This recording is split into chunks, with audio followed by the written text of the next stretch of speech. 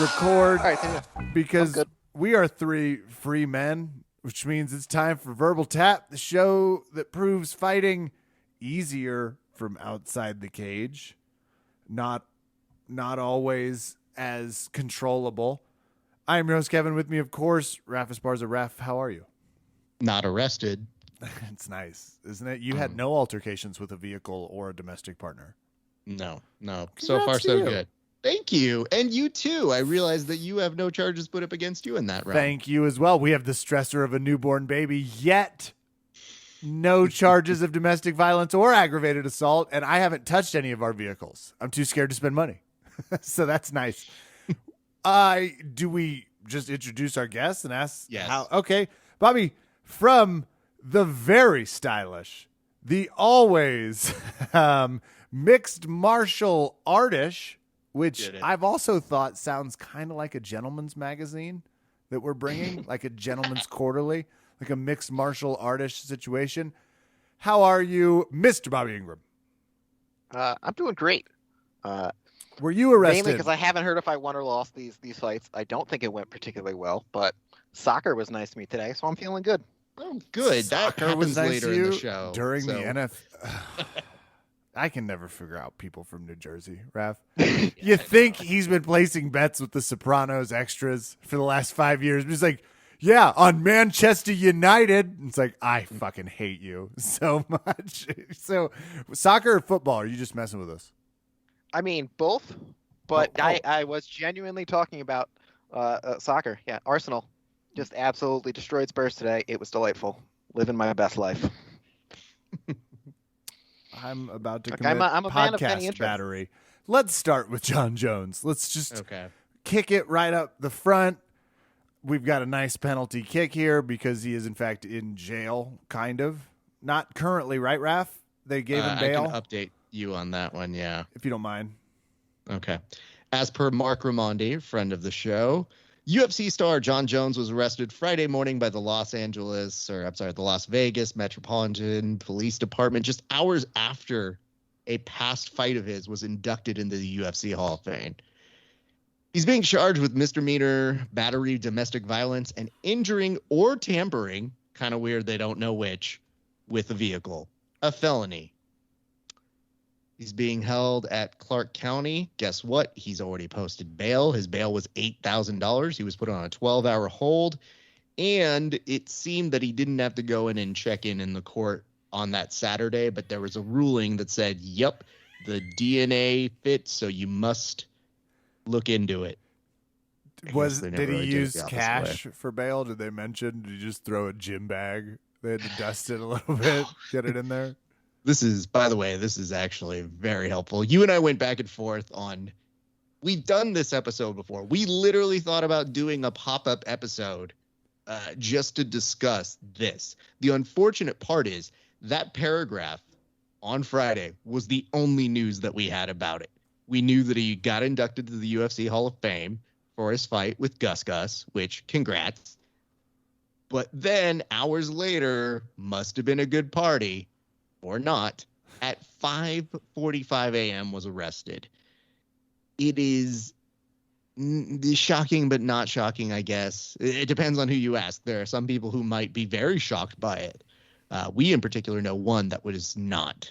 So I don't know when you want to cut to him, but you do have him on hold right now. I'm going to I see the light flashing, which means he's angry. Do you want to keep him on hold for a second? I do want to keep him on hold. I want to go to the mixed martial artist to find out your thoughts. You're a New Jersey native. You're practically neighbors with Jon Jones. Bobby, were you surprised to hear he had gotten in another slight altercation? Oh yeah, no, totally floored by this because it had been a good 3-4 months. So like, I was sure that this time he was on that straight and narrow. But, what was the last thing he did? Wasn't the last thing he did just fire a weapon randomly on a street corner at like 3 a.m.? Was that when he was playing Vigilante with his boys from the gym? Yeah. Oh, no. That's a whole separate... I guess I don't know. Let's go with yes and. The best improv game ever seen. Here's some good news. The best reporting on this ESPN article is the fact that they have a little graphic that says notable Jon Jones incidents. Let me take you through a timeline in case you've forgotten, friends. December 2014, tested positive for cocaine. April 2015, felony hit and run charge.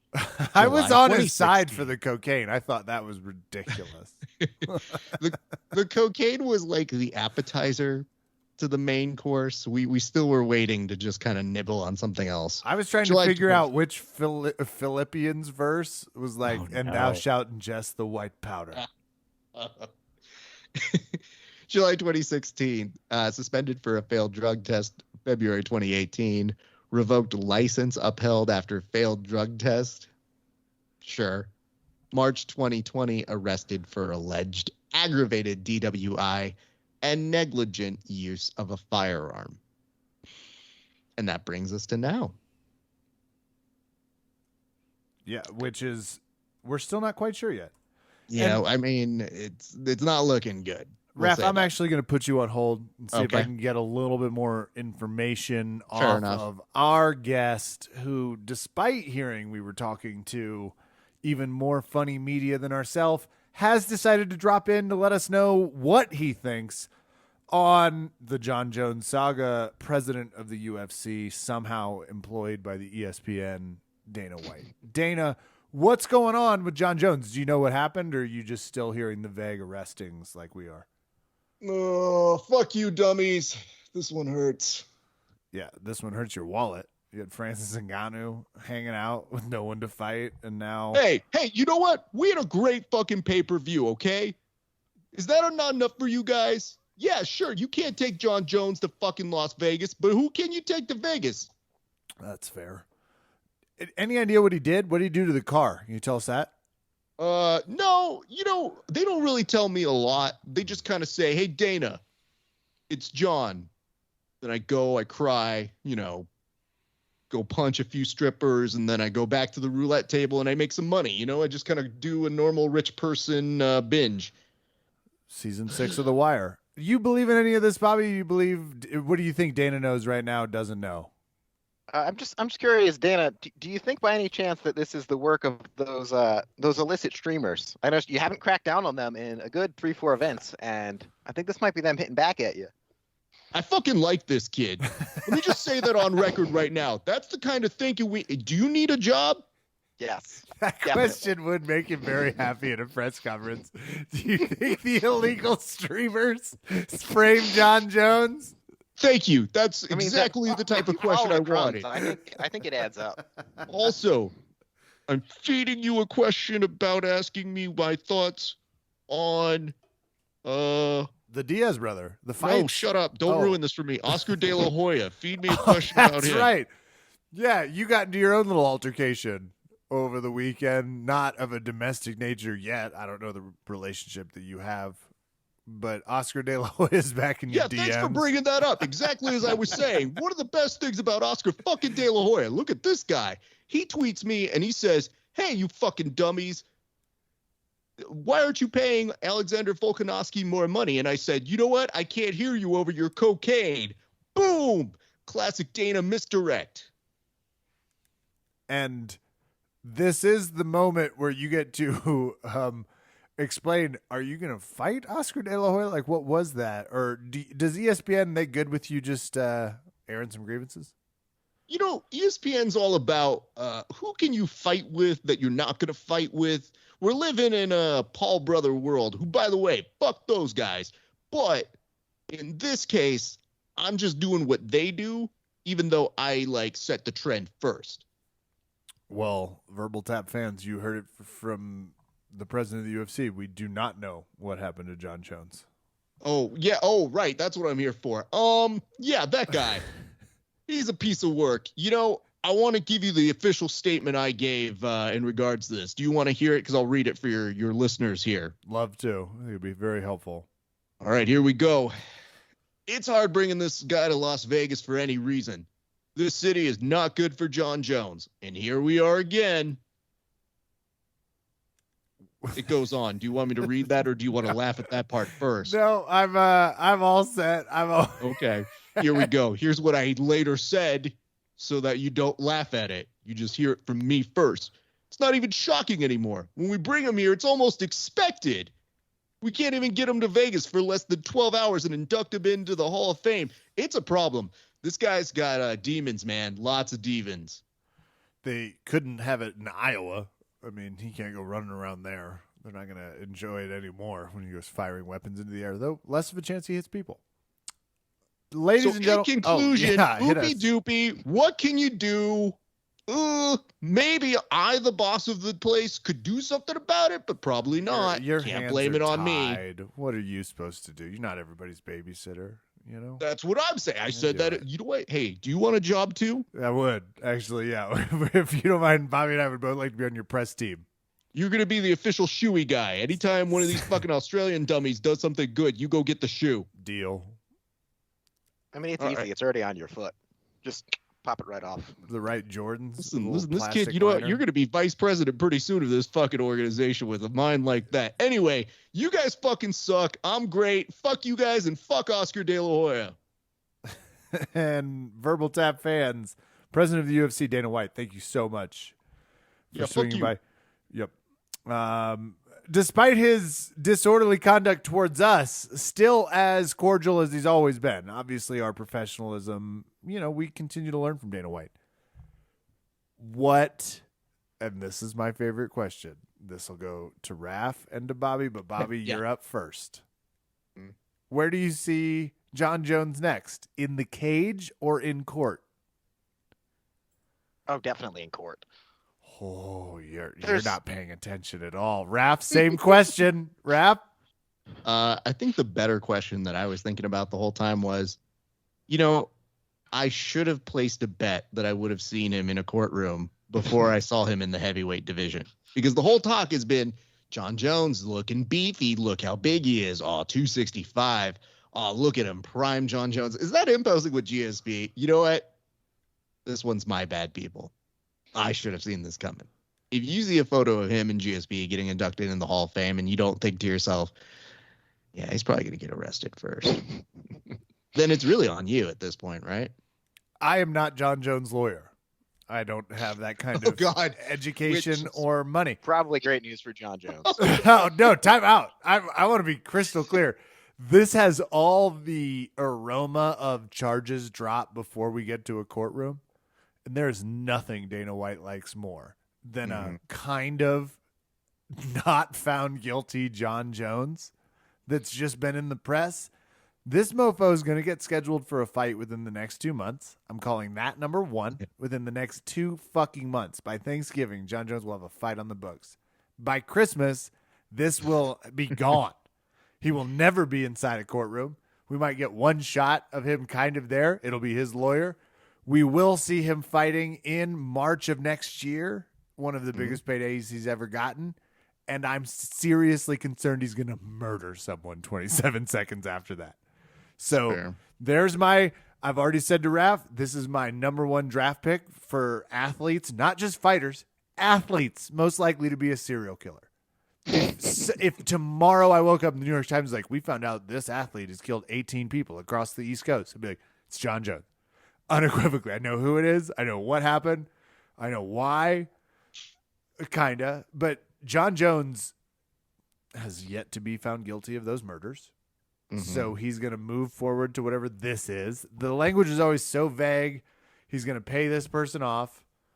They probably have already gotten the message. It's probably his wife, again, who's been like writing things to family members and friends being like, please. This isn't great, but it is a champion of, one man's confidence and money being able to overtake the entire judicial system. Because if he didn't have the lawyers he had, methinks Jon Jones would be in trouble a lot of DUIs ago. What was he doing near another vehicle? Was the question Raph asked. This is the and most I important think it's important. How does he even like a pedophile can't go near a school. How do they let him within 50 feet of a car? Or He was in Vegas. They were probably having surge pricing on Uber. He hasn't fought in a while. You got to be fiscally responsible. I know he took a shit on someone's car. I just know it. You have to understand the impassioned plea that Kevin made the last time we did one of these check-in episodes Get him a driver. Good God. Everyone around him, take away his license, his keys, his access to vehicles. Good God. Like, what are we going to let him do? I swear, I'm going to see him in one of those flying cars next. I'm going to be like, not only did they not take away his license, he's a pilot now. It's gonna be like, oh, my God. I mean, you could kind of see a lot of things coming, but vehicular abuse was not exactly high on my list. I do want to say this. One of the funniest memes I've seen, not from us, was from at McGregor Rousey on Twitter. And it said, Jon Jones's lawyer, : and it had Michael Duncan Clark's character from The Green Mile saying, I'm tired, boss. Lawyers. I assume it's a team. It is a team. This sounds like someone can handle. All right. Let's get to these fights. But I will say this. It's very sad. I don't know what to do about it anymore. We're just trying to laugh through at least some part of it, which is just Dana White saying there's nothing you can do about it is one of the most awkwardly phrased things where he just throws his hands up in the air and he's like, you can't bring him to Vegas. That is his employer. His employer is like, what can you do? Got to keep him fighting. Can't not do that. He will book him. Oh, my God. But Dana to say that and like, I don't know what you can do, but I think he looks pretty good at 265. Like, not the best. All right. Nobody has perfected that. I am the most powerful human on the planet, and I am a scared, helpless child better than Dana White, where he will just, in the same breath, talk about like the limitless power of the UFC, and then just be like, well, there's literally nothing I can do to make any of these guys do anything. Also, they owe me their firstborn children. It's just like everyone's like, yep, that makes sense. That would scan with the latest UFC contracts. Man, it's always fun to think Dana when he's like, oh man, I have no power here. You go, yep. You do? Okay, no one's gonna tell you. Bobby, yesterday was an epic day. We need to talk about it. UFC 266. We got out the really bad stuff first, but let's talk about the good stuff. Why don't we start right at the top? That main event. Were you stressed? No, I was having a grand old time. That thing was. I got myself nice and sauced up. I was past the point of caring whether I was going to win or not, and damn, that was a hell of a fight. What were you drinking? Kev, can I just say this? I put up a status update, and I think this is probably the most accurate thing that I could really relay on my side of the world on how I felt. But I said, have you ever been so stressed during a fight that you just get up and start cleaning around the house? Because that's what I'm doing. And that's exactly what happened. We're talking around the third round. You see Ortega kind of getting outpaced. He's still just putting up a tough exterior, walking back out there, marching there. It's getting rough. You're seeing him putting all of his effort into it. And guess what? The doctors are coming over because he was having a hard time making it to the stool after that third round. Volkanovski looking just fresh AF, not at all deterred, probably still cursing at everybody on the sidelines. But as they help Ortega off, onto the little stool, they talk to him. He looks a little spaced. I kid you not, Kevin. Herb Dean comes up to him because the doctor's trying to talk to him and say, like, let's pass the cognitive test. Herb Dean holds up what looked like two fingers, but I think I went to later take a snapshot of it and do a meme. He was just holding up one finger, and he goes, how many fingers am I holding up? Ortega, could be wrong, but I'm pretty sure I heard him say 3. And Herb Dean's like, no, let's try that again. Like, doesn't bat an eye, just says, look at me, how many fingers am I holding up? I've never seen somebody get more help. It's like having an open book test, except the teacher actually read you the part that allows you to pass the actual test. It was insane. And yet, I told this to somebody today. I was like, you know what? I don't know. I would have been okay if they were going to stop it, but I wouldn't be the one to stop it. That's what professionals do. I want to see this violence still continue. And even as Ortega's taking more damage, his face is busted up. It's looking rough. He's throwing out submissions, Kevin. He is a mounted guillotine at one point in the fight. And I saw then, this. Hold on. I saw the Oh, go for it. desperation guillotine where you hold on to it like you're Tom Hanks looking for Wilson. Spoiler alert. He loses volleyball in Castaway.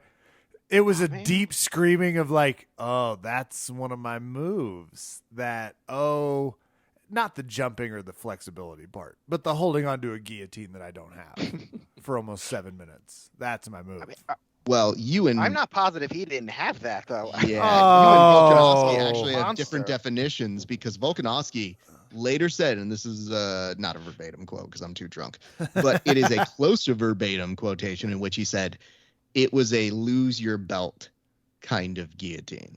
Oh, That's how close really? it was. Yeah, Yes. it looked pretty darn tight. Now, mind you, the rest of us in jiu-jitsu land were immediately thinking, Craig Jones, did you fuck this up for him? Because if he loses by submission, we're all blaming you. And he did not. So unfortunately, we don't give credit. We're not equipped to do that. So we will just say, well done, Craig, on not fucking up. But yeah, dude, it was fucking a great fight. Bobby, do you have any memorable moments from that fight that you would like to kind of put on the record here? I mean, my high point of the fight was when I thought I was really going to sound like a genius when he put that triangle on, because that one also was pretty dead right for a second. And I do believe I called he was going to get his ass kicked the entire fight and then pull a triangle out of nowhere. So that was a good one. I was enjoying that. And then the fact that he even still had anything to try for, I don't remember if it was a Darce or an Anaconda in the 5th round, is staggering. Like that he didn't just break after that round where he had those 2 incredibly deep submissions and didn't get them. But that was just a hell of a fight. Kev, to really drive this home, when they got to that 5th round, Volkanovski's thinking, all right, this guy's not going down. It's looking kind of rough. I don't know what to do. I just got to kind of outpace him a little bit here. Ortega had one of his best rounds in the entire fight in that 5th round and was firing back. And you think, how? How is this happening? How is this so exciting? How is this so compelling? And it was. And I think it was kind of thrown around last night, fight of the year so far. I mean, I'm okay calling it that. I was on my seat the whole time. And my house got significantly cleaner, though, in about 15 minutes time, because that was me just being real nervous that whole time. Kevin, do you have any questions about that fight? Kevin is a new father. Let's just be very clear to everybody listening. So the baby will dictate if he sees all of the fight or parts of the fight. Yeah, didn't see any of the fights. Thank you for asking. I was curious. So Ortega, the first 3 rounds, I understand kind of got exciting. There was a guillotine attempt. Was he just getting this shit kicked out of him for the first few? Bobby? I was muted. I'll be honest. It's a little hazy in my mind. I don't remember a whole lot great for him, but I think one of the first 3 rounds he was at least vaguely could have seen it getting scored for him. It was probably that 3rd round, because I think he had both of the submissions in the same frame, if I'm not mistaken. Yeah. But yeah, I mean, in general, he got split by I think a headbutt, and then his whole face just started going to hell pretty quickly after that. Oh, okay. And that became a huge target on the head for him for Volkanovski.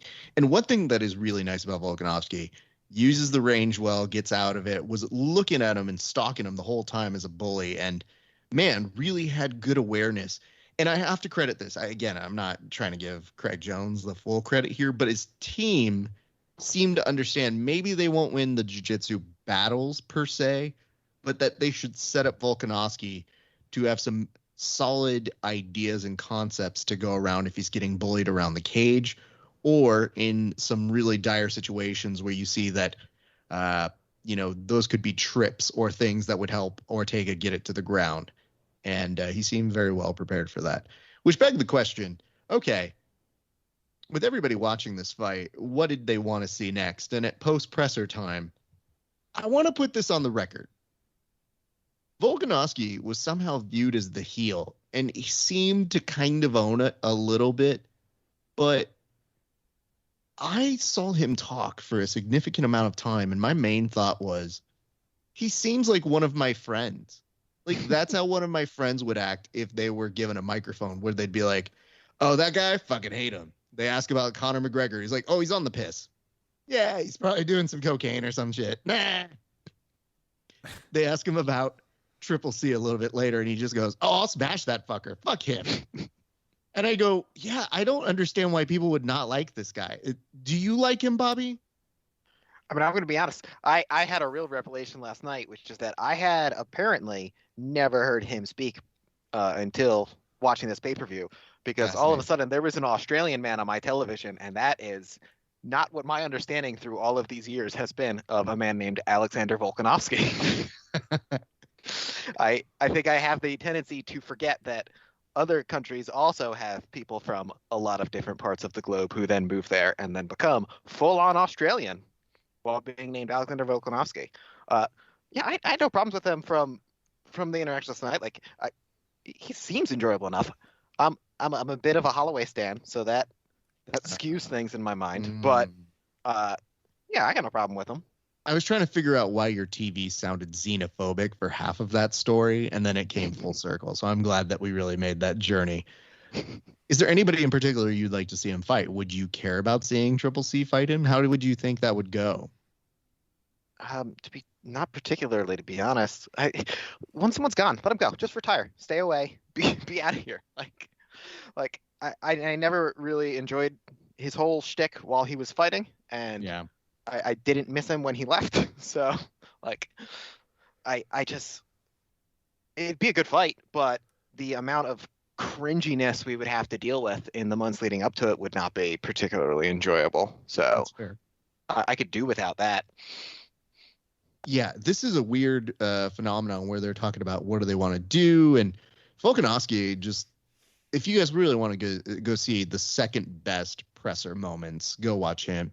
The first best I'll get to in a minute, but Jesus, dude, let's put some respect on this guy's name. I hate when they start doing this thing where they're like, people aren't respecting you. And I go, well, those people are stupid.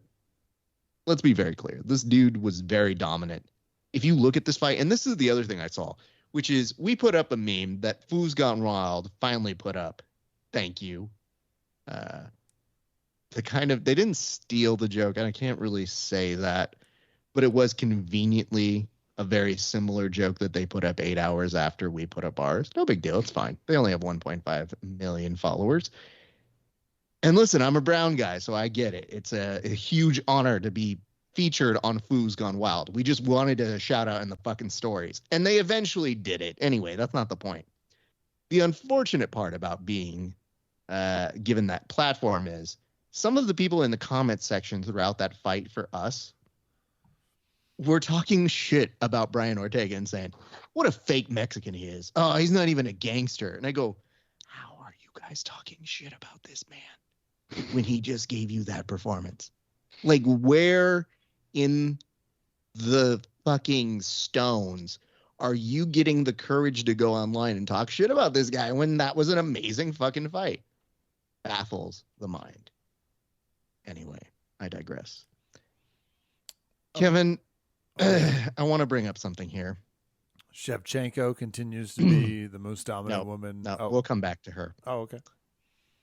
Nick Diaz. Oh, sad. No. It was sad. It was sad, Nick Diaz. I won't lie to you. Like, as I was trying to get into the fights and being like, should I use my one and only moment to spend? Look, God bless you, UFC. None of your fights were free yesterday. I mean, I couldn't watch any of them on ESPN. So the only way I could watch your fights was to be like, I should second screen. I should get everybody in here so I can watch Hooker get a decision over Hawkprest. That's fun. But none of it was accessible. So didn't quite make it to this point, and in part because everything I saw from the week before was sad Nick Diaz.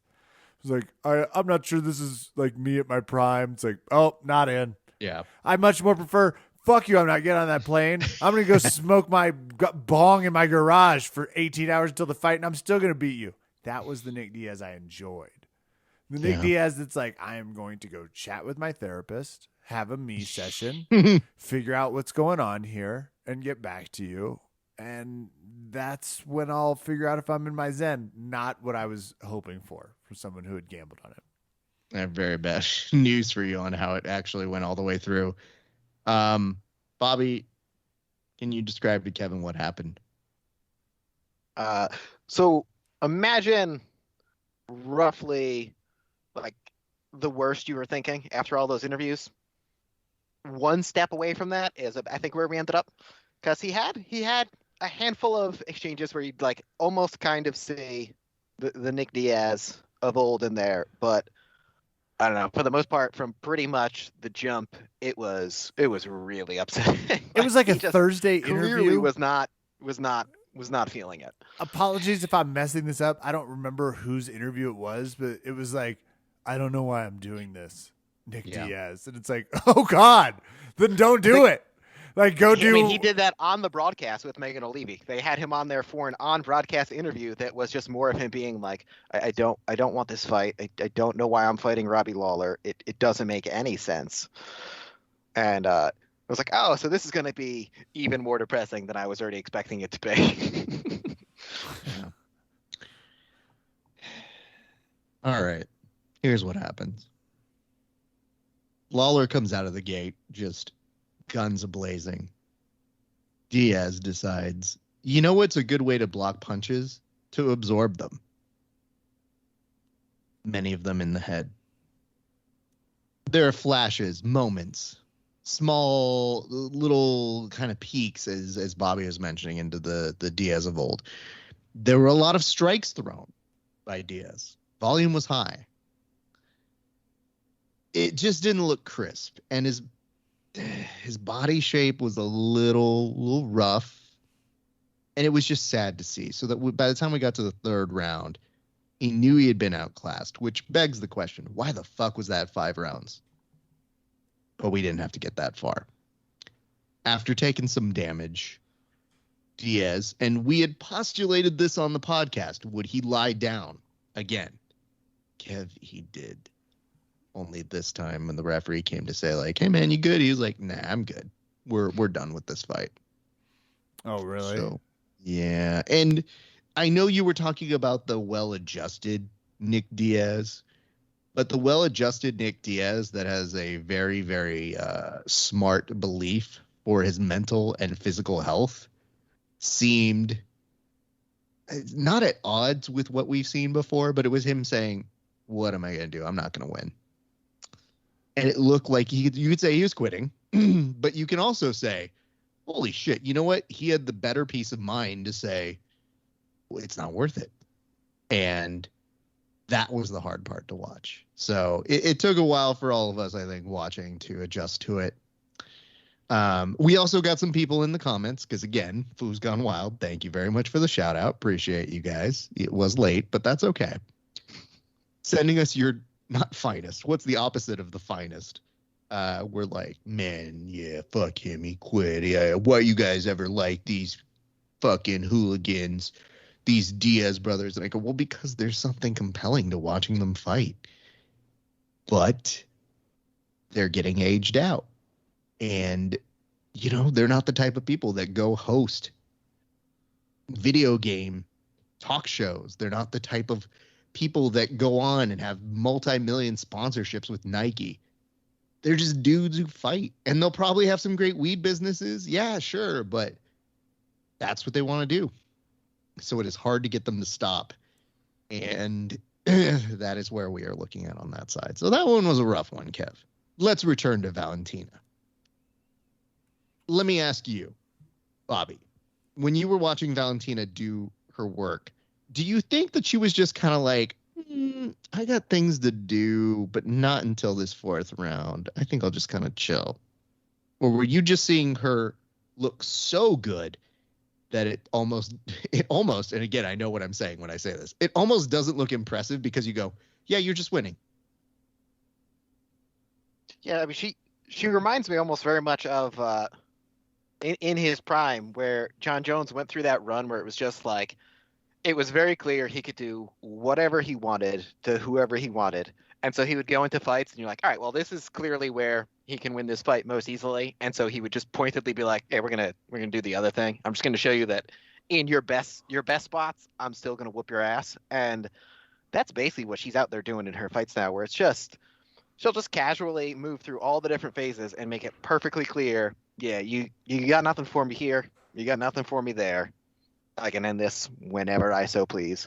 And then, once she's proved her point, game over. And I would not want to be anyone in that division right now. It seems terribly unpleasant. I do want to say this, Kev. I'm kind of at a point now where, yeah, I obviously want to see her be dominant and amazing and really good at what she does. But I'm kind of here for the press conference at this point, because her appearance in the post presser, it's always delightful. You forget that she's a savage killer because she's all smiles and, oh, I hope you guys are doing well. And at one point, they asked her a question. They said, hey, I know we've mentioned you with legends. Like, how do you see and rank your legacy? Do you think that your legacy is the best of all time? And without missing a beat, she just goes, well, what do you think my legacy is? And the dude's like, I don't know. I mean, you got to be up. I think you're probably the best, like, honestly. And she goes, okay, then you have answered your question. And I go, fuck, that's a really good way of deferring that. Because what's she going to say? Yeah, I'm the fucking best. Look at this. I'm in my prime. No one can touch me except for Amanda Nunes. But no one can touch me, bitch. And including this question, what? Like, it's just not her. And she's doing it while also doing a press conference, by the way, in 4 different languages. Yep. Like, she not only does the homework, she's doing other people's homework. She's probably even transcribing her own answers as she's saying them. It's great, Kev. I'm all for it. And I've been a fan of the post pressers with her for a long time. But honestly, it just seems like a means of her fighting so that we can see her being a beast in those post pressers. So we'll see what things have to offer for her. I think they were trying to figure out, are you going to go to a different weight class? And she's kind of like, whatever. I mean, just keep putting people in front of me. That's not my job. I'll do whatever you guys want. So that was going on. Curtis Blades, that was the thing. Can I, real quick? Yeah, I'm okay. staring at Valentina Shevchenko's record since 2010. She has only lost 2 fights. Both of them are decisions to Amanda Nunes. Yes. Think about that shit. If Liz Carmouche doesn't retire her in 2010, the only person she has ever lost to in 20 years of UFC fighting, it's really unbelievable. Her record, obviously, I'm sorry, and I'm saying UFC like these are all owned by UFC. They didn't let women fight because Dana famously said, how the hell am I supposed to sell a women's fight? That was before 2015 when he fucking figured it out and all the money that comes with it. It's unbelievable. It's only Amanda Nunes who has wiped off the face of the planet the greatest female fighters ever. And Liz Carmouche was a doctor stoppage. A so doctor it's not stoppage. like, Yes, it is a retirement. It is a technical knockout. And the other 2 are decisions. It's like there is no one. I genuinely have said this, and I feel strongly. Amanda Nunes could beat men in her division. Yes. Many of them. And she couldn't finish Valentina Shevchenko. It's like, it's insane. Yeah. I have I knew some people who had trained with Amanda and who said that, like, genuinely a guy who usually does most of his training with 155-pound dudes was like, no one has ever hit me in a way that felt more impactful than her punches. Because, like, he's saying even in just, like, sparring, you're not going 100%, but you could just feel how much terrifying power are in her hands. So yeah, going the distance with her twice is It's an that's no small accomplishment. feat. Yeah. I just hadn't thought about her place in the pantheon and where she is, and I'm staring at her record. It's like, holy shit. Yes, you answer the question for me. I did Thank answer you. it. Yeah, That said, when they said it on the broadcast about her being the greatest female fighter of all time, I do look at the thing where the record is only to Amanda Nunes. We're like, are we just forgetting that Amanda Nunes exists though? Because I feel like her resume for being the GOAT is pretty untouchable at this point. Like, yeah, that's the really hard part about it, because in like many of these press conferences, they will say to Valentina, "You're the greatest of all time," and I go, Amanda. And then like, even in some of those pressers, they're saying like, "Oh, all due respect to Amanda, you're the best," and I go, if you can acknowledge her, you can't be like, I forgot, because it's like she won her division. She is the only person, again, in the last 10 years to beat the person who's the champ, the division below her. And then she was like, I'm bored. I'll go up a division and beat the greatest fighter a weight class above my normal weight class and just absolutely smoke her, along with everybody else, to the extent where they've basically lost that division now because there's just no one to even remotely challenge her. Like, she's incredible. Yeah, and I feel like it's still pretty hilarious, though, to hear, no, you're the best. And then 10 minutes later, what did I say? I didn't say that to her because you're clearly the best, Amanda. Wink. Are you saying that the UFC is not always consistent with who they call the greatest, and it's maybe just whoever has a fight coming up? Because honestly, that's a baseless accusation, and there was someone on the line who'd probably be upset with you. We definitely have given shit to the UFC, but we are far better at giving shit appropriately to press row when their mouths are firmly on the jocks of whoever is in front of them. It's our gift. It's what we do best. All right, let's speed through some of these other ones. Not to say that the rest of the fights weren't great, but I mean, obviously, your fight of the night, Volk, Ortega, how can it not? But if you're looking for other crazy bullshit, and this is where things get weird, if you're looking for a good fight, Dan Hooker, Nassaret, Habchris, good fight. If you're looking for, wow, how did that not get fight of the night? You're looking at Merab Dvalishvili versus Marlon Moraes, which, by the way, I can't even firmly explain how scientifically that fight happened. Maybe you can take a stab at that, Bobby. Do you have a recollection of that fight at all? As far as I can gather, Merab Dvalishvili is completely unknockoutable. It was very much, if you didn't see it, think of like prime Frankie Edgar, where he was just absolutely out on his feet for what seemed like an interminable amount of time, somehow kept moving just enough, and then the other guy came out the other side with nothing left in the tank because they just spent 3 minutes hammering him in the face. And was it second round he got him? Second round he finished the fight? Yep, and then put on his hairy helmet. That's right. He put on the Khabib celebratory skullet. Yeah, that was... Yeah. Great fight. Go watch it. What I would caution, though, don't listen to the commentary. That one in particular. That's just generally good life advice. I try to do it, but then I get every once in a while, like some of our friends. Oh, they had like, Chael. Was Chael a little better? With no, I know Chael and Paul can't not. There's not going to be an interesting moment between the two of them. Chael was at the desk, and it was whatever. There was a random dude who was just like keeping the seat warm until Anik went to go take a piss and get a Modelo in him in the post interview show series that they do. And I thought that was weird, but I was like, dude, where the fuck is the other guy? That guy was weird, but Anik steps in and is like, get the fuck out of here. Everybody knows I'm going to continue partying until I can officially stop, which is never. So that was really weird. What I would say is this, though. That fight, that commentary team kept saying it's over. And I cannot impress this upon people enough. You get 3 it's overs before people stop believing you. And they are just ramming through that goodwill throughout the early parts of the night. That happened with our delivery nurse, Raph. She kept saying last push, and it wasn't the last push. And by like the 4th time she said it, it was like, fucking stop it. That'd be great if DC was the actual nurse that was helping with the birth. Okay, so this baby's gonna come out. Get out of here. I need somebody else. I need somebody. No. See, I'm the best that healthcare can afford. Man, I'm excited for this baby. You guys don't even know about this baby.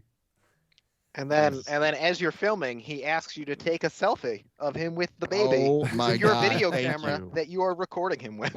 Bobby, thank you for reminding me all of the shit I forgot to yell about on this show. Kev, at one point when DC was interviewing Valentina Shevchenko, he looks at her and goes, "Man, I gotta ask you one question." And she goes, "Okay, what is it?"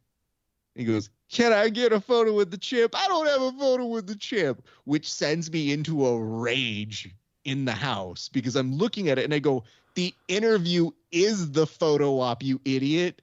Yeah, What, you don't need a special. Oh my God, you don't need a GIF of it, Daniel Cormier. But Kevin, this is the important question he has to lead off on a fucking amazing performance, is to somehow make it about him. And it's like, no, dude, people are taking photos of this. And I have news for you. The photo they took, he's looking at the camera. She's looking somewhere else. They couldn't even get that one right. I'm trying, guys. And guess what, Kevin? You're not the only person who doesn't like Paul Felder. No, I cannot be. He's terrible. There's Well, gonna be a lot of us. I will tell you, though, it is not looking good for your side because the person on your side is Jon Marvin Jones? Vittori. Oh, okay. No. And So- Vittori is kind of known as a dum-dum on the internet, is I think the polite way of saying it. Goes with his gut. I like a guy that And- sticks to his guns. Guess who was responding mid-broadcast to those dum-dum statements? Paul Felder. Which really, yeah, he was. And Paul was kind of winning the exchanges on them because he's just like, dude, you're bad. And he goes, well, I'm sorry, I'm using big words. And he's like, well, yeah, fuck you, dude. Doesn't really go much further than that sort of a thing. But Felder was giving it to him. And the sad part is I was like, shit, I agree with Vittori, but Felder's winning this argument. It feels terrible for so many reasons. So I had to come back and tell you, Kev, it's not looking good on your side right now. Paul is beloved because he fight good. Well, he don't talk good. Though everyone will notice the more I don't have a problem with him like in the way that I would scream, "You suck." I would just be like, is there a fighter you've ever met that wasn't the most amazing human being outside of Vittori? And we're definitely going to win this fight? Because that's my problem with him. We spend the first 2 minutes being like, this is their strength. They're a striker, one of the greatest strikers. I see a lot of Anderson Silva. And their opponent, a real Damian Maia with Anderson Silva, like striking. Now that I mention it, and you're just like, this is not going to be a good fight between Semmelsberger and Sano. And you're acting like it's the greatest thing that ever happened. That's my Paul Felder issue, but maybe Vittori articulated that in a less helpful manner.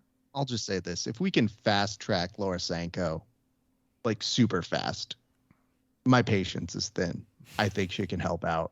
I just, again, yesterday I realized the little preview to those of you guys who are listening right now, that was probably one of the last UFC pay-per-views without a fight companion. Wink. Nudge. So we'll have some of those coming up very soon because in part I've missed you guys while watching fights, but I think actually now it's probably better for my mental health to have it all on mute while talking and making my own entertainment with friends. Wink.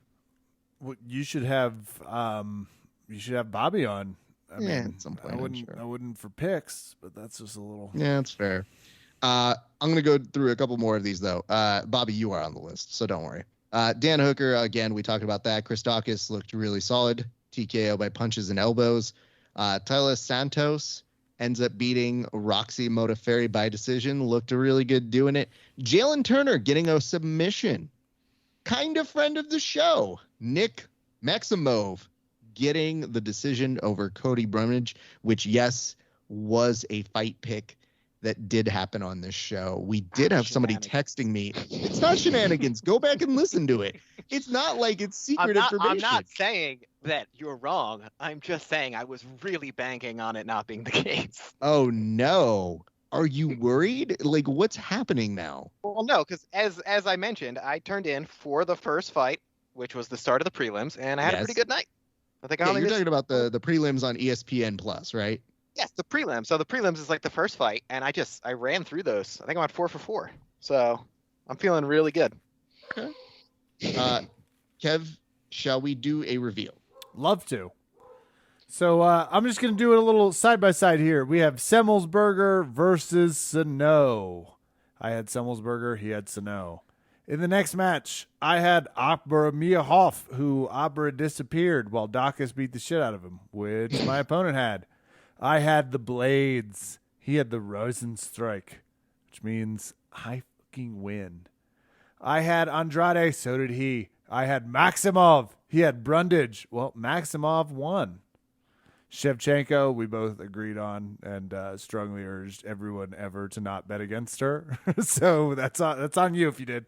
We both had Santos. We both had Hooker, saying a little bit about our extracurriculars. I had, obviously, Diaz. He had Lawler. That was a big delineator, which, if you're counting at home, means I edged him out in a very competitive 6-8 score.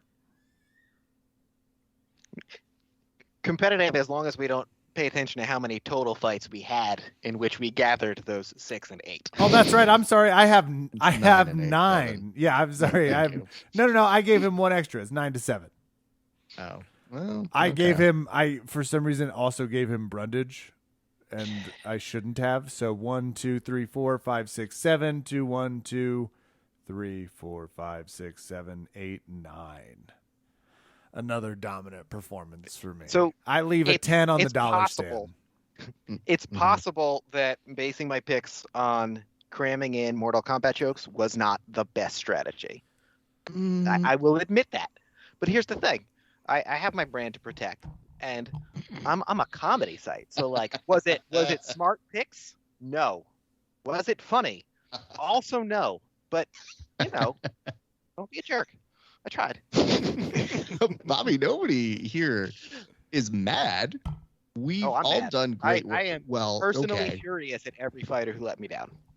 Oh man, This reminds me of that time I have developed so many feuds off of this fight card alone. I had someone plug in our heating. They were like, there's still a little bit of a carbon leak, but I did my best. I was like, I'm sorry. Did someone tell you we wanted you to do your best? We wanted the industry standard for safety. We wanted code compliant. So I'm glad you did your best.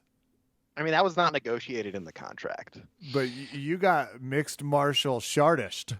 I am the champion. Back on top, I expect an article that explains our dominance in the MMA podcasting industry. And I guess I don't expect it tomorrow morning. I want to give you time to send it to the press. I mean, let it will be up to process. Okay, cool. I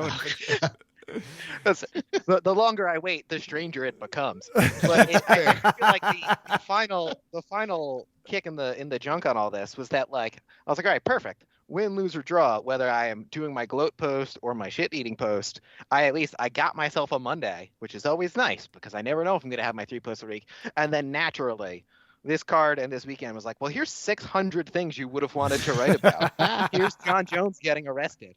Here's Daniel Cormier being the cringest human being that has ever existed on the planet. Here's Dana White picking a fight with Oscar De La Hoya in which he clearly ignores what De La Hoya is actually talking about.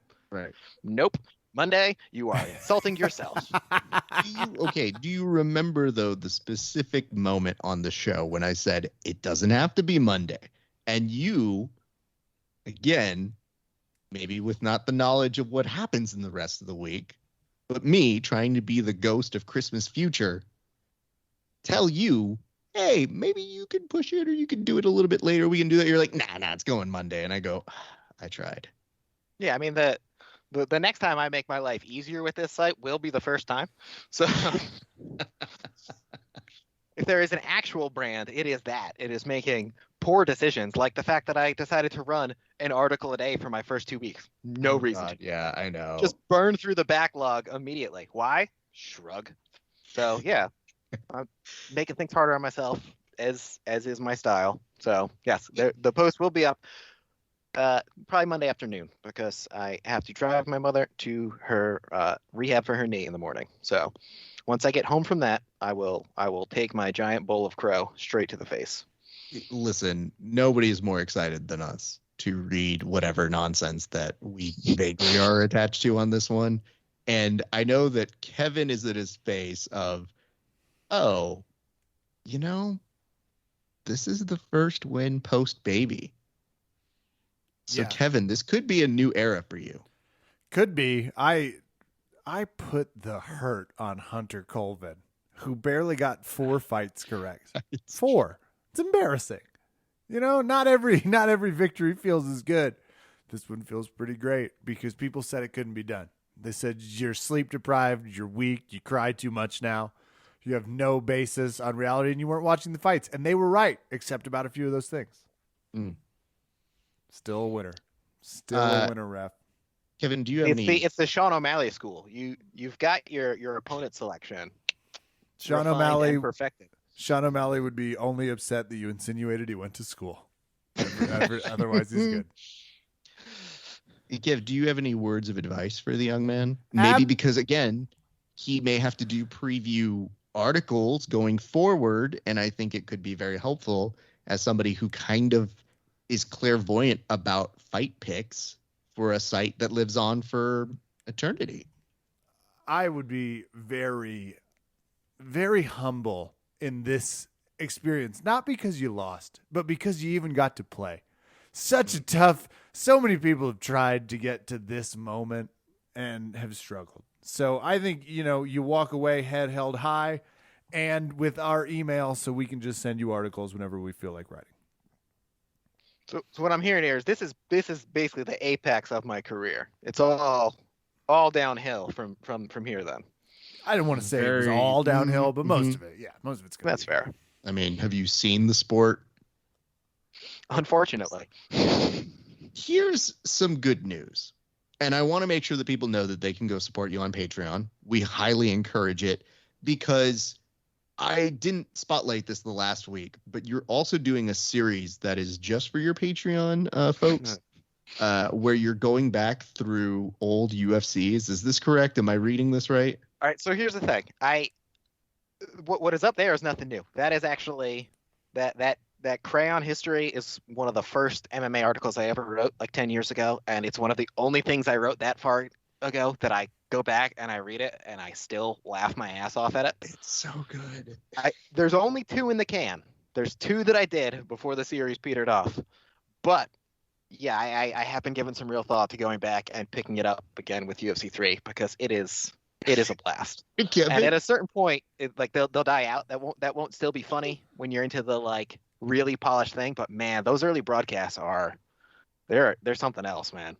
I think you're maybe giving it too much credit to think that it suddenly becomes a logistical genius production by episode 3. But no, I know I have myself about 30. Oh, it's somewhere in the 40s is when I think they start actually looking like an actual organization. That's true. But don't forget that they still had semicolons in those titles. So that goes into the 100s, right? Or as my wife liked to say at that time, she's like, I just want one called Explosion. Here's what I want to make sure that people know. They can go support you on there, but they'll get kind of stuff that feels like that in addition to the stuff they're seeing, the great headlines, the great bits. It looks like you've got some special stuff. You give early previews to the people who are on that site. And there was one thing that I read on there, which was that people could contact you, which for other shows makes me kind of go like, oh, they usually want to chat with a person. For you in particular, it made me feel like there should be a hot tip line because I don't know what I sent you over the week, but I thought I said, there's one that I kind of pitched and I said here. And I feel like if there's one thing the internet community can do very well, it is drop dead animals at a doorstep. And sometimes those things are magical. So maybe encourage people to do that. So let people know where they can find you, sir. All right. So yes, the easiest way if you're actually trying to get in touch with me is probably on Instagram. So Instagram is at Mixed Martial Artish. Facebook is also at Mixed Martial Artish. You can follow the site, mixedmartialartish.com. And then Twitter is at artishmixed. And as you mentioned, patreon.com/mixedmartialartish. There is currently one completely unique article up there. There will be more coming. And then, like I said, for the most part, if I can build that, exactly what you're talking about there of accepting some suggestions from outside people, I would really like to be able to pay people anytime I do that. And if I'm going to be able to do that, I need to at least have a little bit more coming in first because, Yeah, I'm not I get made it. of money. I'm clearly not raking it in off my gambling picks. So come over, check it out, support it. If you got $5 a month, I would super appreciate it. I think that's going to do it for us this week. Go support him. Hey, verbal taps over, Raph. This is bullshit because I should get to end it based off of my monstrosity of a victory. I think we celebrated it long enough, didn't we? Oh, okay. Well, in that case, let's just all be excited we're not in jail. That'll do it for us Fair. tonight. Good night and don't go to jail.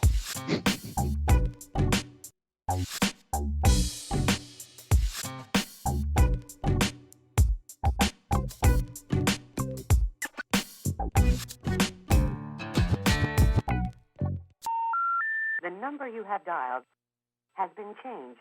The new number is... Please note, the new number is...